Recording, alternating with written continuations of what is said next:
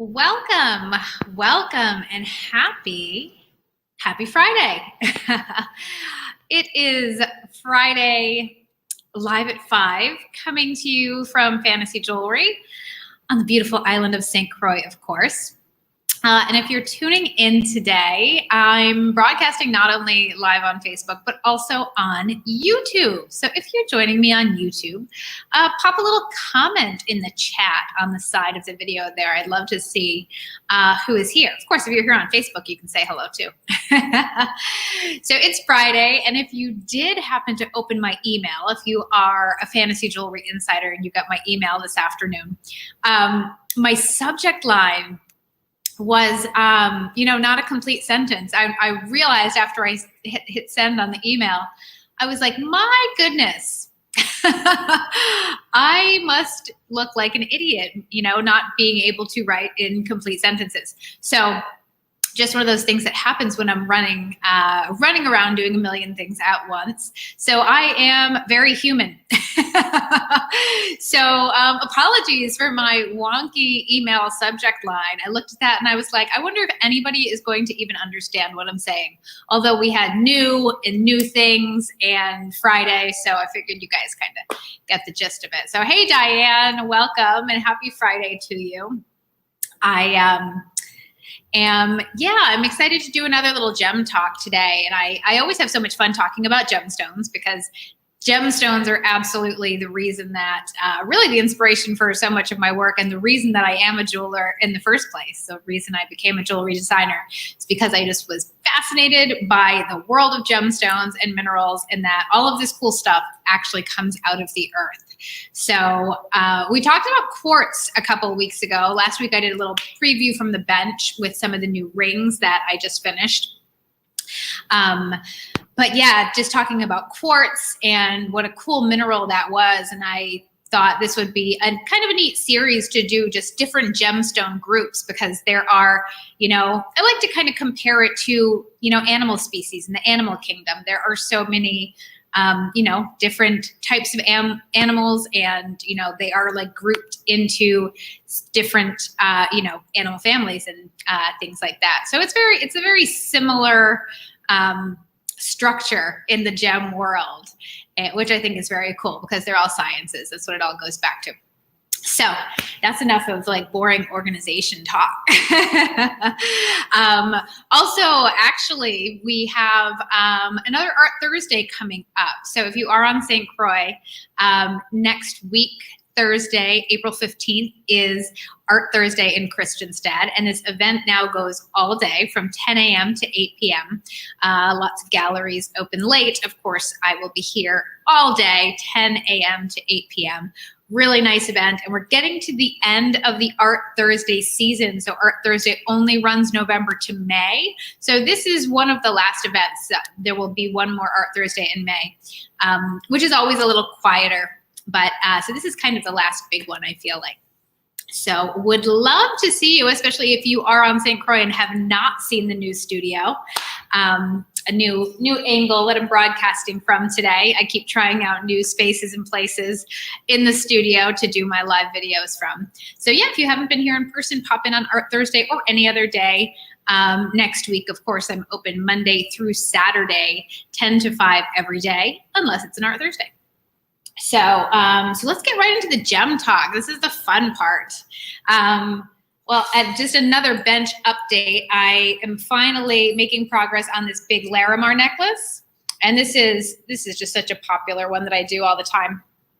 I know a few people have already asked me about it because they're interested in seeing what the new stone looks like. Every time I make them, it's all pretty much the same design, but the Larimar is different every time. And you can actually see this way, the big photo I have of my model wearing some of my jewelry in the background. She is wearing this necklace, one of the, can't even say the original because I've made this design so many times over. So this is also almost done. It will be ready for Art Thursday for sure.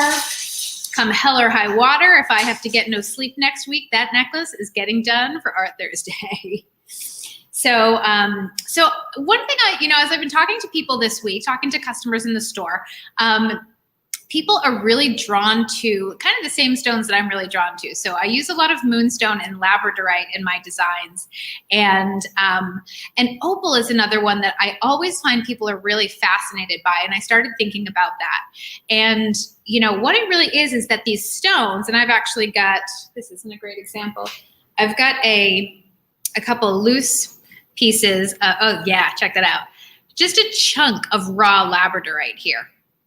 And so what labradorite and moonstone are actually in the same gem family. So they are the same mineral, very slightly different varieties of this mineral, which is feldspar. And there are some other feldspars as well, sunstone, aventurine, and they all have slightly different makeup. So they have show different phenomena basically.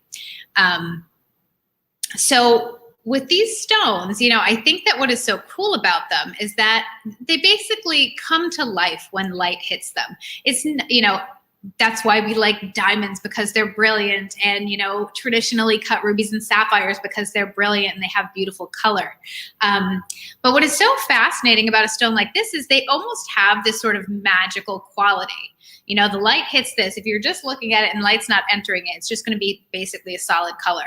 But when the light hits them and the gemstone moves, it's like it really comes alive. And I think that's why everybody is so captivated by these stones. Australian opal is another one that does this. There are gemstones that display something called asterism. So these are actually stones that are called phenomenal gems. That's actually the term for them, where, you know, they have that sort of dynamic quality where light enters them and they display something different than what, how they would look if light wasn't entering them. Another one, that is not very well known, but unique to the Caribbean, it's conch pearl. So conch pearls are a completely different type of pearl than oyster pearls. And conch pearls are really not cultured. So most conch pearls on the market are natural. So they're extremely, extremely rare. I think that somebody has just figured out how to culture conch pearls, but of course the cultured versions are never as valuable as the natural ones. Conch pearls also have this incredible phenomenon.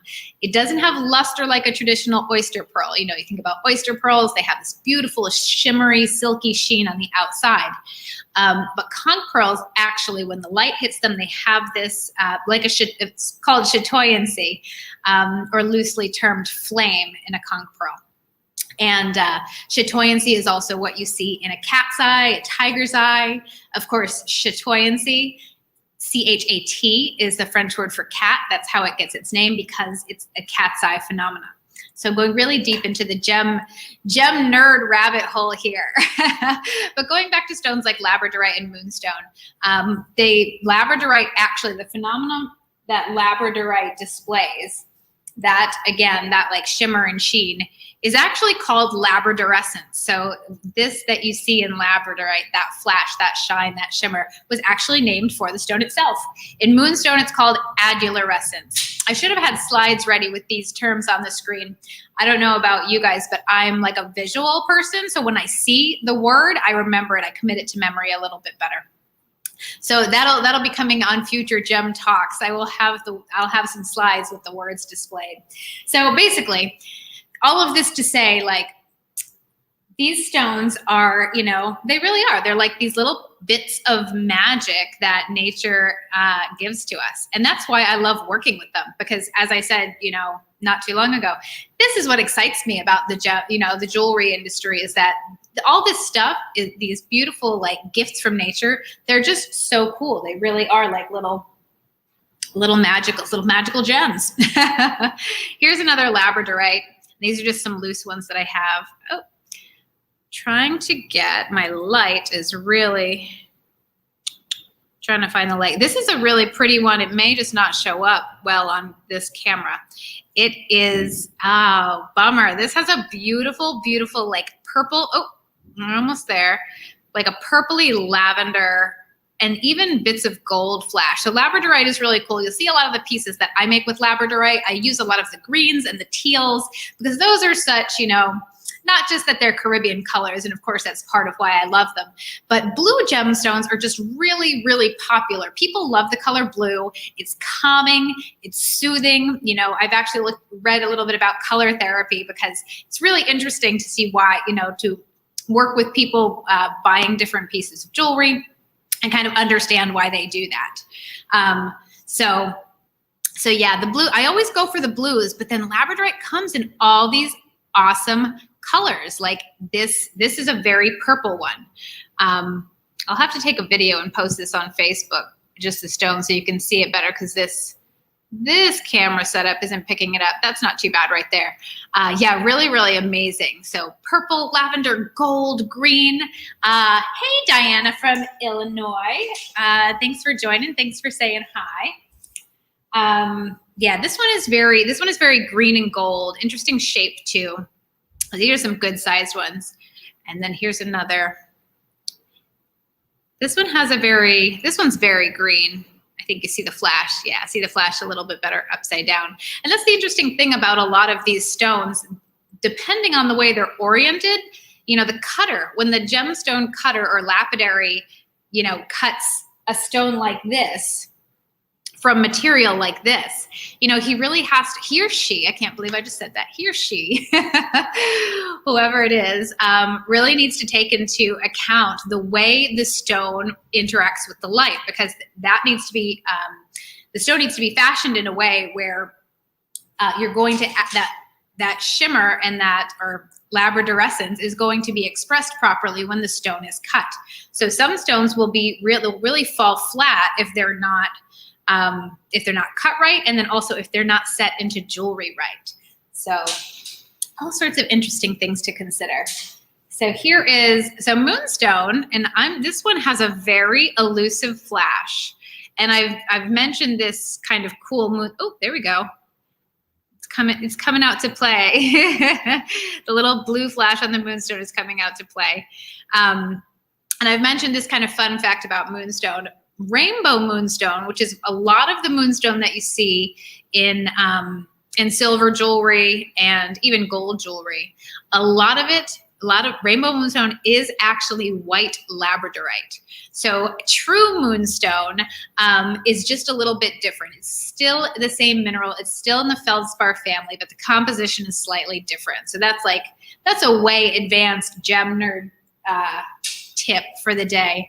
And I don't know if you guys have taken my gem quiz. I have a gem quiz on my website, which is kind of fun. I've been thinking for a while about doing a sequel, doing a gem quiz too. So if you pay attention to my gem talks, some of this information may end up on the next gem quiz. My gosh, I sound like a teacher. I'm lecturing on gems, and then I'm creating quizzes. So hopefully you guys still like me after all that. So just a little update. A few more. These are a couple rings that I finished lately. Oop, put it on the same finger as my other ring. So some of these 3-wire rings. This is one that has labradorite, Larimar, and London blue topaz. That's a mouthful. And then, of course, I have this one that is always a favorite, the Moonstone, Larimar, and Blue Topaz. So if you have any questions about any of these stones, feel free to drop them below this video. If you're watching live, of course, I can answer them live. If you're watching the replay, I will come back and check the comments and answer all of your gemstone questions. And then I posted some teaser photos of some rings these rings that I finished that were on the bench last week. So these will be getting to the website eventually. This is a busy time of year, so things don't always hit the website as quickly as they do in other months. But just some beautiful, simple, the self-love style rings in all silver. So these are actually all silver. This is a really pretty blue labradorite one. One of these already found. It's Forever Home. So yeah, those are just some fun facts. I think they're fun anyway. Interesting facts about feldspar minerals, about labradorite, about moonstone. I don't do a whole lot with sunstone or aventurine, but there are other forms of feldspar that are used in jewelry. Deanna says, Larimar is my favorite. Yes. So I don't know if you You might have missed it. I do have, this one is just about ready. I plan to have this finished this week, Deanna. So stay tuned. I promise that it's almost done. As you can see, it's just about put together. It's going to be just finishing touches. So that one is almost ready. Definitely a bestseller, and it's I can't keep it in stock. So yeah, we have the Feldspar group as being one of the phenomenal gemstone groups, basically.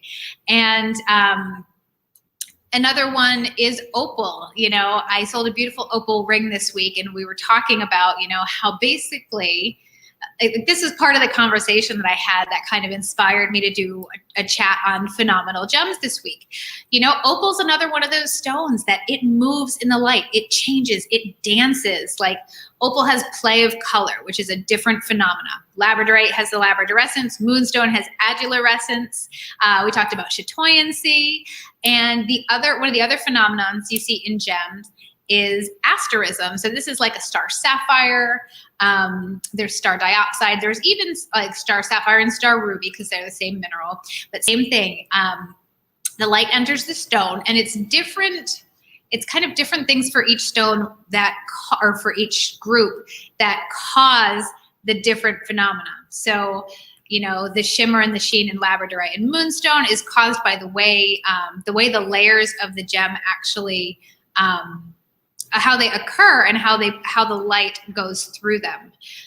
In a lot of these stones, it's sort of like the imperfections that make them flash the way they do, which is just another, I think that's such a cool metaphor, you know, that these imperfections are actually what make the beauty of the gem. That's one of my favorite gem metaphors because, you know, I think the time for perfection is gone. I think we all accept that perfection on any level is just not a worthy goal. And sure, flawless diamonds are beautiful, you know, colorless, flawless diamonds, they're absolutely beautiful. But there's just something to me that has so much more character about the other stones. And that's why colored stones have always been more of my focus with my work. So lots of fun information on phenomenal gems. And so those are going to include the Feldspar group, moonstone, labradorite, opal, star sapphire, star rubies. There's star rose quartz, the chatoyant gemstone, cat's eye, tiger's eye, all these fun things. So I think that's the gem talk for today. Getting a little gem nerdy. And it is always interesting to me what draws people to different stones, because there are different value factors. And of course, some people purchase gemstones just for investments, you know, bridal jewelry, obviously diamonds and all that. But it's really interesting to me what draws different people to different stones. Because, you know, there are stones that I may not love, although I've never really met a gemstone I didn't like. But maybe I'm not 100% sure that I want to set this stone in something. But then as soon as I do, it sells right away. So it's really interesting to me. But I think we all love a little bit of magic, right? And that's why phenomenal gems are so popular, because there's just something about them that is almost like I said, like it's a little bit of magic. Like there's just something that, I won't say we can't explain it because it's pretty easily explained through science. But yeah, phenomenal gems are just like this little bit of magic that we get to wear and enjoy every day. I still wear, you know, my moonstone ring pretty much every day, and I wore a labradorite ring on my finger for years. And I still catch myself driving in the car and the light hits it in a certain way, and I get totally mesmerized by my moonstone all over again. So I think it's fun to carry a little bit of that magic with us in our day-to-day life, because I mean, who couldn't use that? Who doesn't love a little bit of magic? So that's Gem Talk. Gem Talk Friday. It's formerly Gem Fact Friday for today. I hope you enjoyed that little bit of information, or a lot of information. I try not to go too deep down the gemstone rabbit holes, but when I start talking about gems, I do tend to get carried away. So thanks for hanging out with me on this Friday. And don't forget, if you are on St. Croix, next week is our Thursday, April 15th. We're here from 10 to 8. And I'll be back next Friday. I think I'm going to do the gem talks every other Friday now, and then probably a product update on the off weeks, and start a little series going so we can sort of move into all different gem groups, because there's so much, and as you know, I will talk about them forever. So yes, thank you, Diane. I hope you have a great weekend as well. Great weekend to everybody out there. It's spring. I hope it's like beautiful and flowers blooming where you are. As always, we're enjoying lovely Caribbean weather down here on St. Croix. So again, thank you for tuning in. Thanks for joining me on a journey through the gem world, and we're going to keep this up. So have a good one, and I will see you guys later.